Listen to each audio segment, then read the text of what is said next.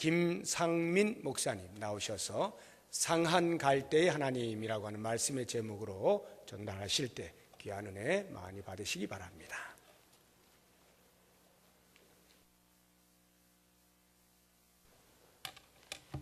잠깐 기도하겠습니다. 사랑과 은혜가 많으신 아버지 하나님, 특별히 사랑과 믿음이 식어가는 이 시대 가운데에 우리 강길수 담임 목사님을 세워주시고 또한 우리 부평 동부교회를 통하여 하나님의 놀라우신 은혜와 역사를 알리시는 그 은혜를 감사를 드립니다. 이 시간 피곤한 몸을 이끌고 하나님의 말씀을 듣기 위하여 이 시간 모였사오니 주여 말씀하여 주시옵소서. 주의 종들이 듣겠나이다. 예수님의 이름으로 기도드리옵나이다. 아멘. 가끔 우리가 주위를 보면 의외로 율법주의에 빠져서 신앙생활 하시는 분들을 보게 됩니다.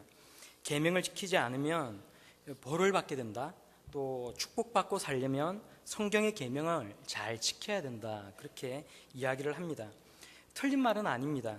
그렇지만 이런 생각으로 자칫 신앙생활을 하다가 보면 내가 성경 말씀대로 살아가는 그 이유가 단지 내가 벌 받지 않기 위해서 혹은 축복받기 위해서라는 것이 되는 것이고, 이것이 우리가 하나님 앞에 바른 신앙생활을 하는 데 있어서 문제가 될 수 있다는 것입니다. 그러면 우리가 하나님의 계명을 지키고 살아가는 이유가 무엇입니까?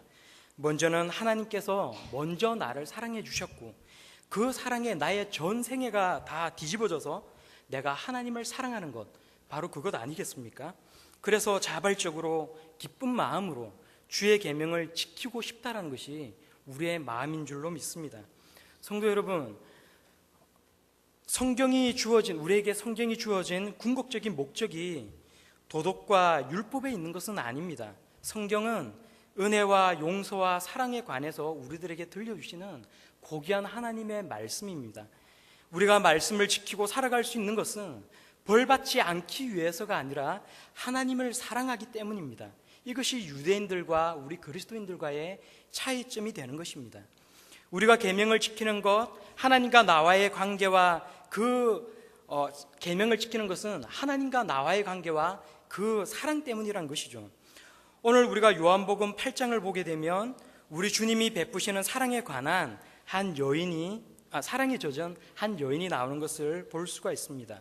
이 이야기는 간음을 하다가 현장에서 발각이 되어서 아주 공개적으로 망신을 당한 그런 여인을 소개하고 있습니다. 그런데요, 먼저 이 8장을 우리가 보게 되면 본문 구절이 괄호에 묶여 있고요. 그러니까 7장 앞에 보시면 7장 53절부터 이렇게 괄호에 묶여 있는 것을 우리가 볼 수가 있고, 또 성경 하단부를 보면 어떤 사본에는 없음이라고 나와 있는 것을 알 수가 있습니다.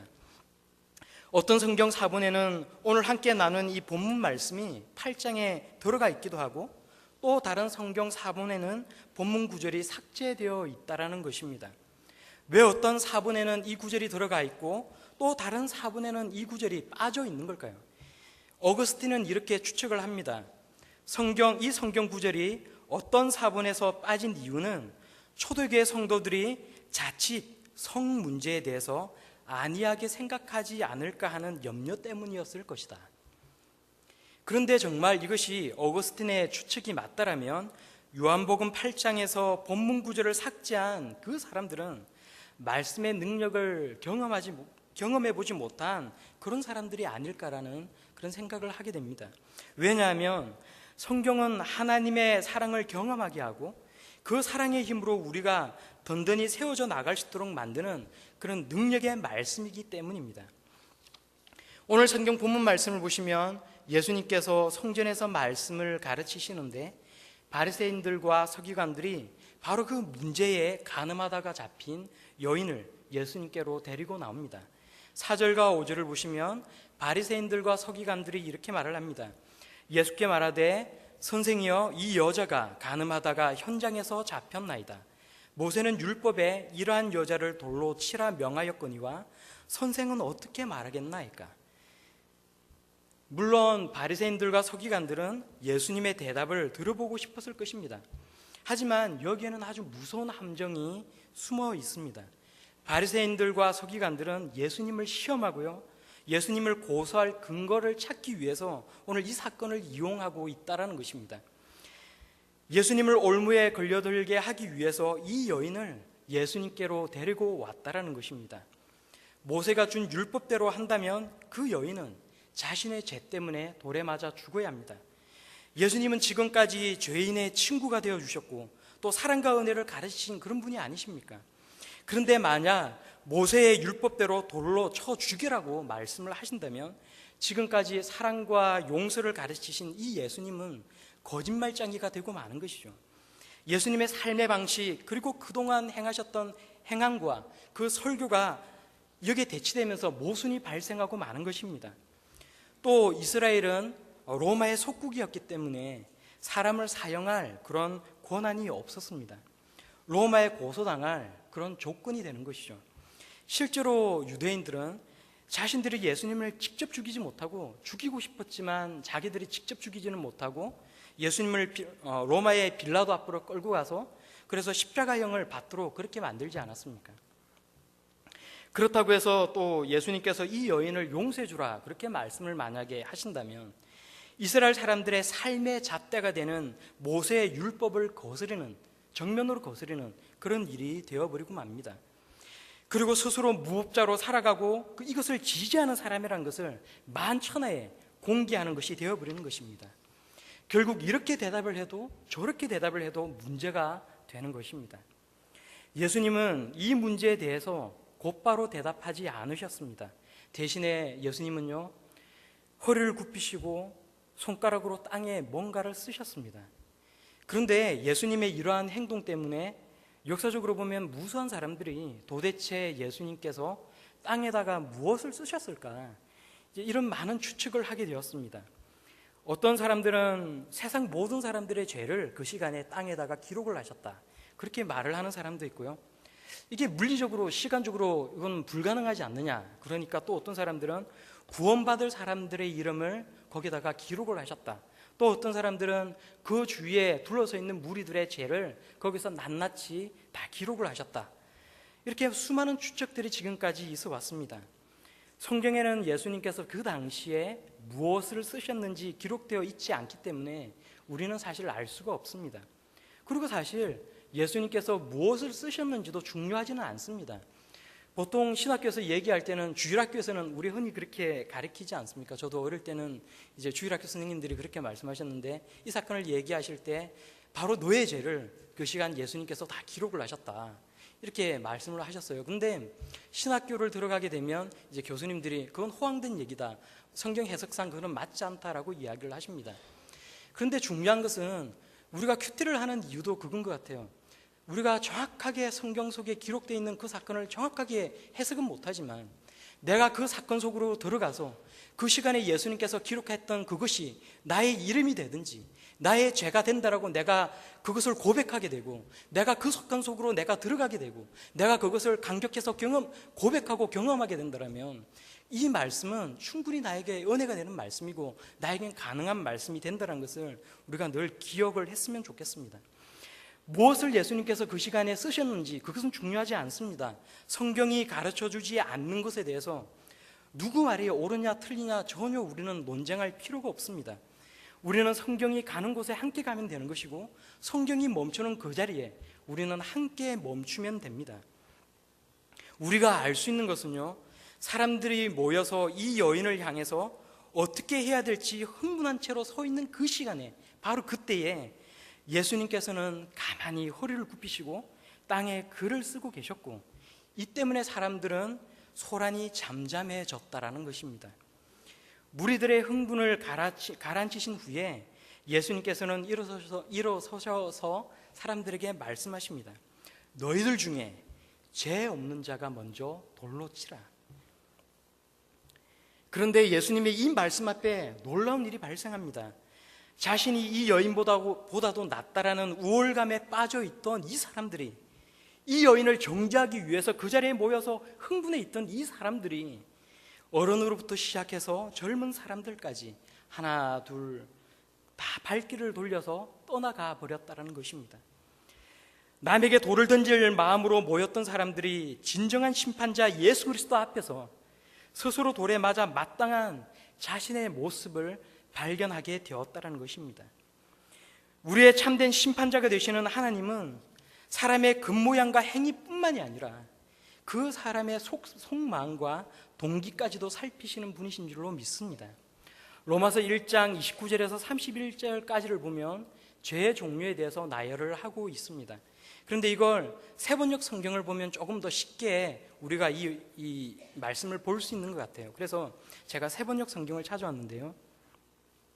사람들은 온갖 불의와 악행과 탐욕과 악의로 가득 차 있으며 시기와 살이와 분쟁과 사기와 저기로 가득 차 있으며 수근거리는 자요, 중상하는 자요, 하나님을 미워하는 자요, 불순한 자요, 오만한 자요, 자랑하는 자요, 악을 꾸미는 모략꾼이요, 부모를 거역하는 자요, 우매한 자요, 신의가 없는 자요, 무정한 자요, 무자비한 자입니다 라고 이야기를 하십니다.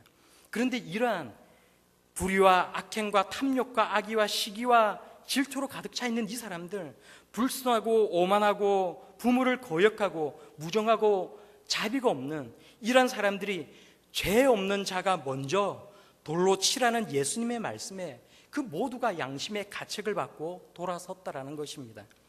9절을 보시면요, 그들이 이 말씀을 듣고 양심의 가책을 느껴 어른으로부터 시작하여 젊은이까지 하나씩 하나씩 나가고 오직 예수와 그 가운데 섰는 여자만 남았더라.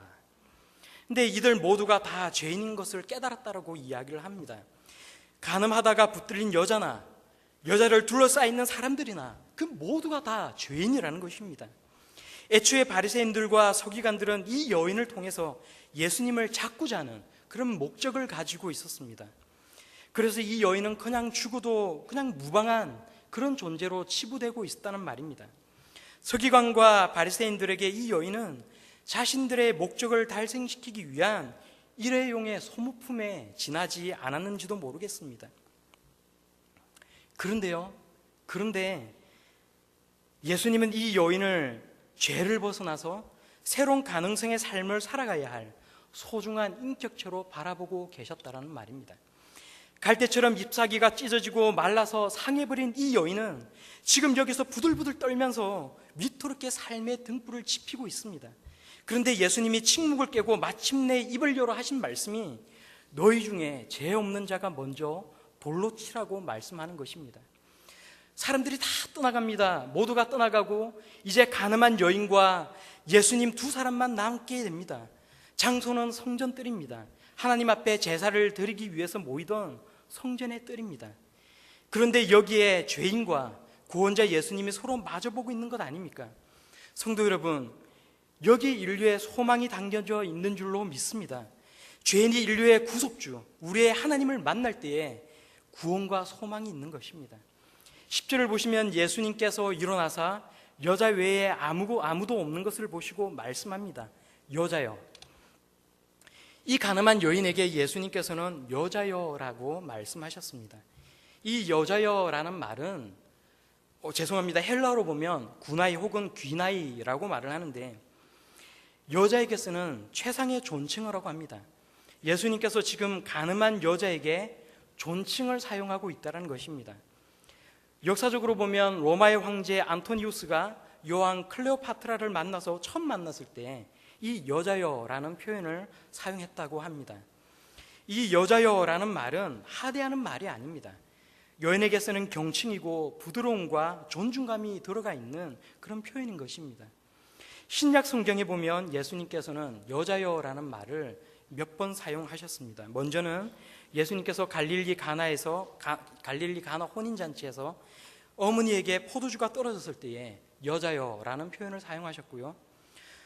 또 십자가에 예수님께서 달리셨을 때에 어머니에게 여자여라는 표현을 사용하셨습니다. 또 부활하시고 난 다음에 마리아에게 여자여라는 표현을 사용하셨고, 오늘 본문을 보시면 가늠한 여자에게 예수님께서 여자여라고 부르시는 것을 알 수가 있습니다. 보통 우리의 상식에 가늠한 여자에게 이러한 표현은 어울리지 않는 것 같습니다. 이 여자는 모세의 율법에 의하면 자신의 죗값으로 마땅히 죽어야 할 사람입니다. 그럼에도 불구하고 이 여자에게 예수님께서는 최상의 그런 표현을 사용하고 있는 것입니다. 여자여, 너를 고발하던 그 사람들, 너를 정죄하던 그 사람들은 어디에 있느냐? 그리고 예수님께서는 말씀하십니다. 나도 너를 정죄하지 아니하노니 가서 다시는 죄를 범하지 말라. 예수님은 얼마든지 이 여인을 정죄할 수 있는 그런 분이 아니십니까? 예수님께서 정죄하지 않겠다는 이 말씀은 이 여인의 죄를 그냥 아무 일이 없었다는 듯이 그냥 덮어버리겠다라는 그런 의미는 아닙니다. 그냥 죄를 덮어버린다는 것은 하나님의 공의에도 맞지 않는 것입니다. 이 말씀은 예수님 자신이 그 정죄를 대신해서 받겠다라고 말씀하시는 의미입니다. 그냥 죄를 덮어버리는 것이 아니라 예수님께서 그 형벌을 대신 지심으로써 용서하시겠다라고 말씀하고 계시는 것입니다. 세상의 모진 풍파와 욕망에 상해버린 이 여인을 사랑으로 용서한다라고 예수님께서 말씀하고 있는 것입니다. 내가 내 십자가를 지고 너를 용서하겠으니 다시는 죄를 범하지 말라라고 말씀하십니다. 예수님은 이렇게 우리에게 날이 시퍼런 법조문을 갖다 들이대시는 것이 아니라 사랑과 용서로 우리를 안아주시고 품어주시고 우리에게 다가오시는 것입니다. 로마서 8장 1절과 2절은 우리에게 이야기합니다. 그러므로 이제 그리스도 예수 안에 있는 자에게는 결코 정죄함이 없나니 이는 그리스도 예수 안에 있는 생명의 성령의 법이 죄와 사망의 법에서 너를 해방하였습니다. 이것이 우리에게 가장 큰 소망의 말씀이 되는 줄로 믿습니다. 사람을 변화시키는 것은 사랑입니다. 사람에게는 물론 채찍과 당근이 다 필요하지만 사람을 근본적으로 변화시키는 것은 사랑입니다. 물론 예수님을 믿는다고 하면서 자신의 아식과 욕망대로 살아가는 그런 사람들을 향해서 성경은 분명히 경고하고 있습니다.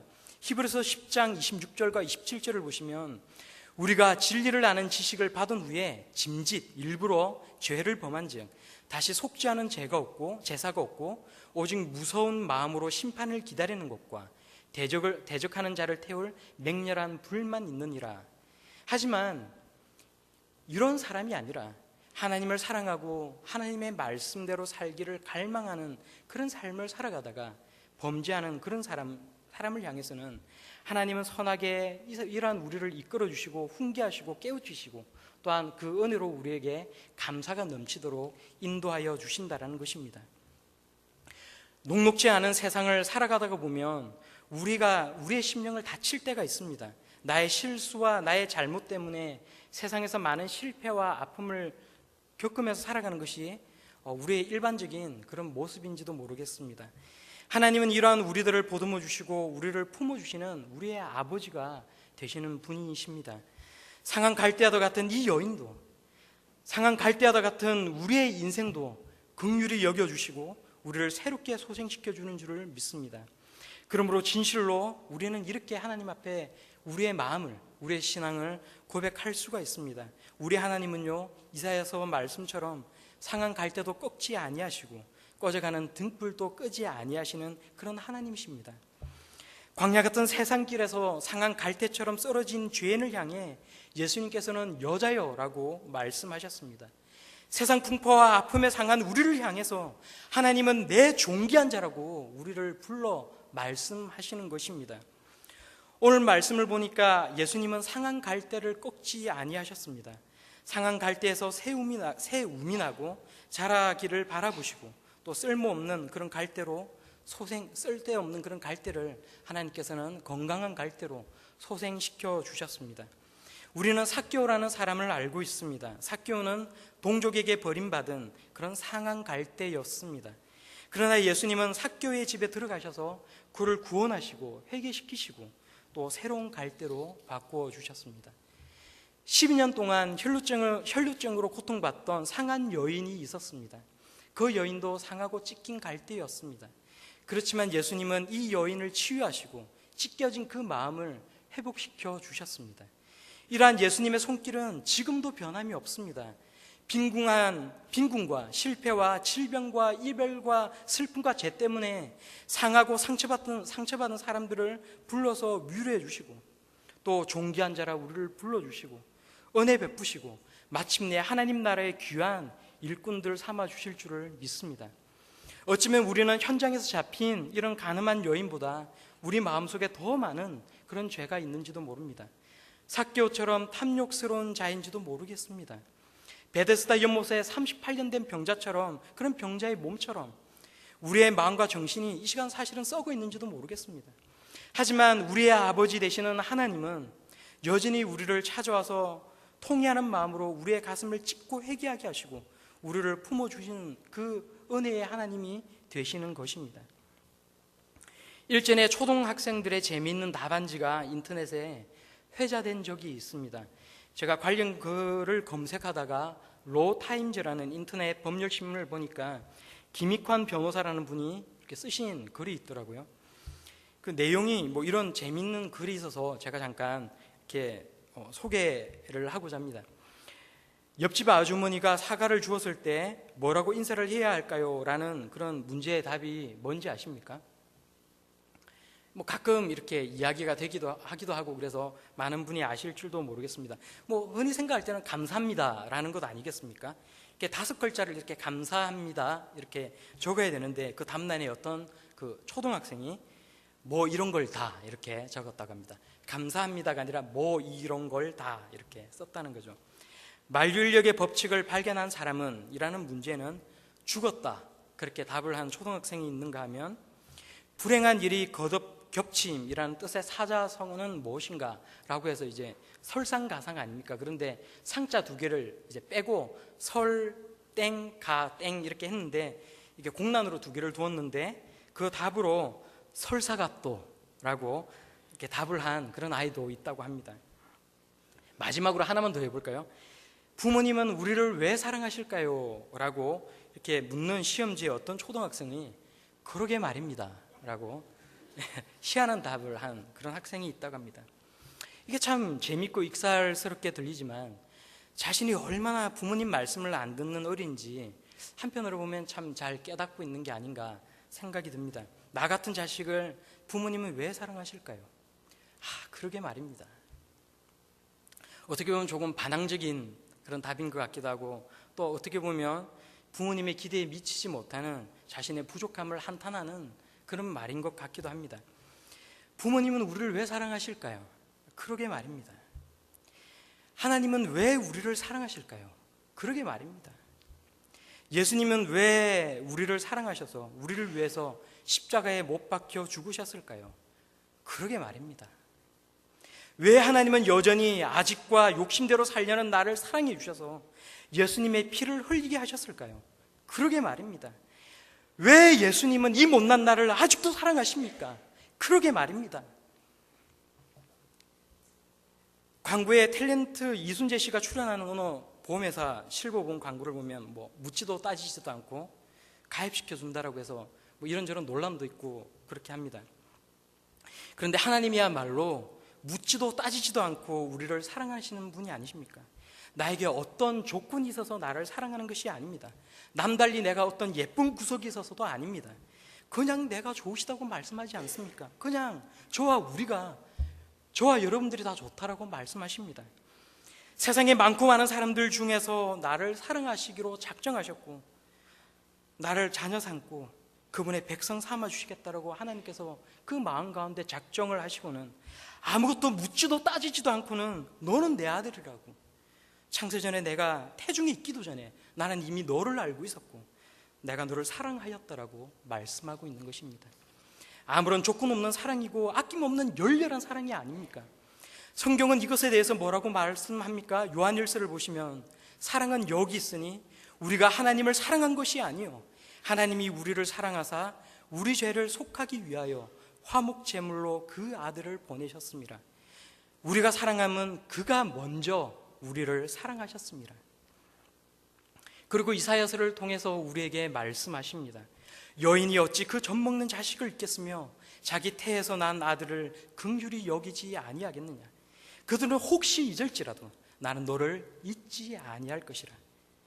왜 우리를 이렇게 사랑하십니까? 우리를 하나님 곁에 두시라고요. 그리고 우리의 아버지가 되어 주시라고요. 암탉이 새끼를 다 불러 모아서 그 품에 품는 것처럼 하나님께서는 부족하고 못난 우리를 다 불러주셔서 그 품에 우리를 품어 안아 주시는 것입니다. 왜요? 왜 그렇습니까? 이 못난 우리의 아버지가 되어 주시기 위해서요. 우리와 교제하시기 위해서요. 우리를 하나님의 친백성 삼아 주시기 위해서요. 성도 여러분, 말씀을 맺겠습니다. 오늘 가늠하다 잡혀온 이 여인의 모습과 이 무리들의 모습에서 나의 모습을 보게 됩니다. 그리고 죄인을 용서하시고 품어주시는 상한 갈대의 하나님을 바라보게 됩니다. 이 세상에서 가장 소중한 것은 무엇입니까? 우리 인생을 값지게 하는 것은 무엇입니까? 그것은 하나님의 변함없고 끝없는 사랑인 줄로 믿습니다.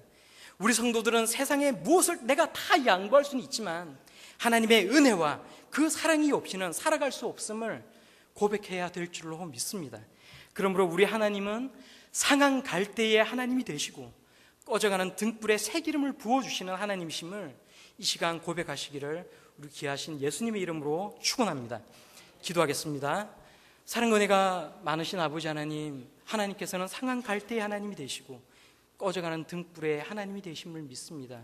저희가 하나님을 날마다 더욱더 사랑하게 하시고 저희들의 그 첫사랑을 잃어버리지 아니하고 하나님 앞에 서는 그 마지막까지 저희들이 하나님을 뜨겁게 사랑하며 하나님을 고백하며 살아갈 수 있도록 인도하여 주시옵소서. 특별히 하나님께서 세우신 예수 그리스도의 몸된 우리 부평 동부교회에 함께하여 주셔서 날마다 사랑이 넘치며 서로를 품어주며 서로를 위하여 아끼고 손잡아 걸어갈 수 있는 귀한 교회가 될 수 있도록 역사하여 주시옵소서. 감사드리며 이 모든 말씀 우리 구주 예수 그리스도의 이름으로 기도드리옵나이다. 아멘.